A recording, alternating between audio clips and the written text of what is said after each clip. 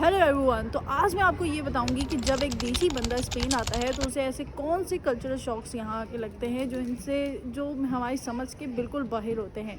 कुछ तो ऐसे हैं जो आपको भी समझ में नहीं आएंगे।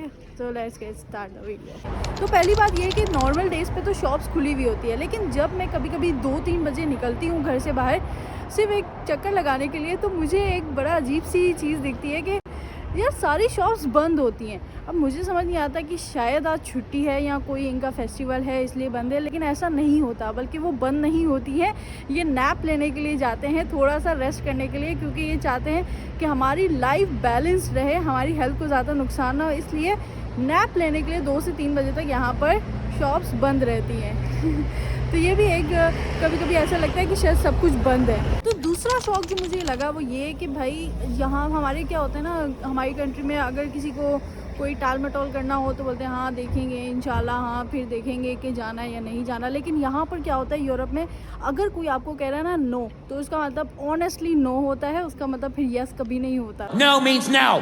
ठीक है, याद रखिएगा, नो मीन्स नो।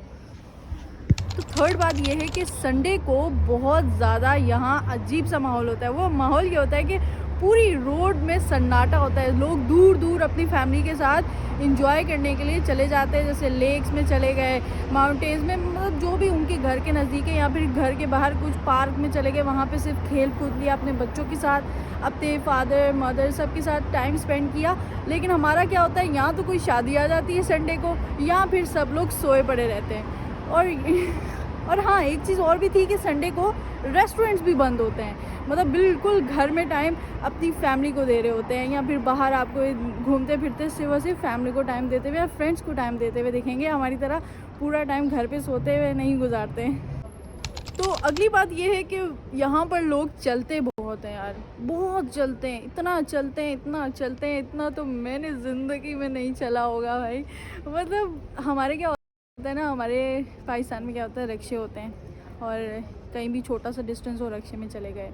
और पैदल चलना तो बहुत दूर की बात है, करीब की दूध भी लेने जाएँ तो बाइक पे जाते हैं। तो यहाँ पर ऐसा नहीं है। यहाँ पर 30 मिनट्स भी होगा ना भाई, पैदल चलने को प्रीफरेंस देंगे, क्योंकि कहते हैं जितना पैदल चलोगे उतने ज़्यादा हेल्दी रहोगे। तो यहाँ पे आपको बुज़ुर्ग, ख़वातीनें, मर्द सारे पैदल चलते हुए ही दिखेंगे मोस्टली, और जवान तो वैसे ही घूमते हैं पैदल। तो भाई अगली बात ये है कि यहाँ पर ना नेबर्स का कुछ पता नहीं चलता। मतलब हम जहाँ रह रहे हैं ना, हमें ये नहीं पता होता सामने वाला जो घर है वहाँ पर कितने अफराद रहते हैं, कौन रहता है। ये लोग ना अपनी लाइफ को बड़ी प्राइवेट रखते हैं, तो ज़्यादा पता नहीं चलता। पता नहीं कुछ सालों बाद पता चलेगा हमारे नेबर में कुछ ये लोग रहते हैं, क्योंकि वो लोग ज़्यादा इंटरेस्ट नहीं लेते। बल्कि हमारे देसी में क्या होता है ना कि पड़ोसियों को भी पता होता है कि भाई इनके घर में क्या चल रहा है, क्या स्टोरी चल रही है, क्या खाना बना है।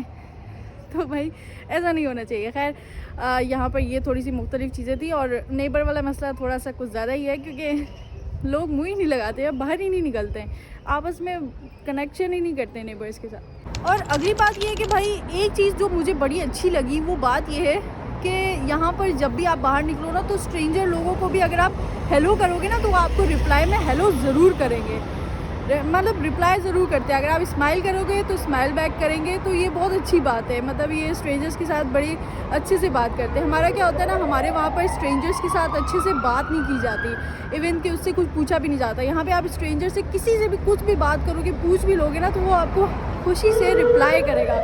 लेकिन हमारे देसीज़ में क्या होता है भाई, अगर स्ट्रेंजर बात कर रहा है भागो, कोई मसला है। तो यहाँ पर एक जो लास्ट बात मुझे बताने में बड़ी वियर्ड सी लग रही है, लेकिन यहाँ पर जो कपल होते हैं वो ओपनली हग कर लेते हैं, ओपनली लव शो करते हैं। हमारे देसीज़ में अगर कोई हाथ भी पकड़ ले तो बहुत बुरा माना जाता है। तो ये एक डिफरेंस था जो कि मुझे बहुत ज़्यादा शॉकिंग लगा कि यहाँ पर कपल्स ओपनली होते हैं, बट के हमारे कंट्रीज़ में ऐसा नहीं है। तो फ्रेंड्स, ये था मेरा एक्सपीरियंस स्पेन में। अगर आप कभी किसी यूरोप के मुल्क गए और आपके साथ कुछ ऐसा एक्सपीरियंस रहा है तो प्लीज़ कमेंट बॉक्स में उस एक्सपीरियंस को ज़रूर शेयर कीजिएगा। और अगर आप चाहते हैं कि मैं स्पेन पे मज़ीद और वीडियोस बनाऊं तो प्लीज़ चैनल को लाइक सब्सक्राइब ज़रूर कीजिएगा। मिलते हैं नेक्स्ट वीडियो में।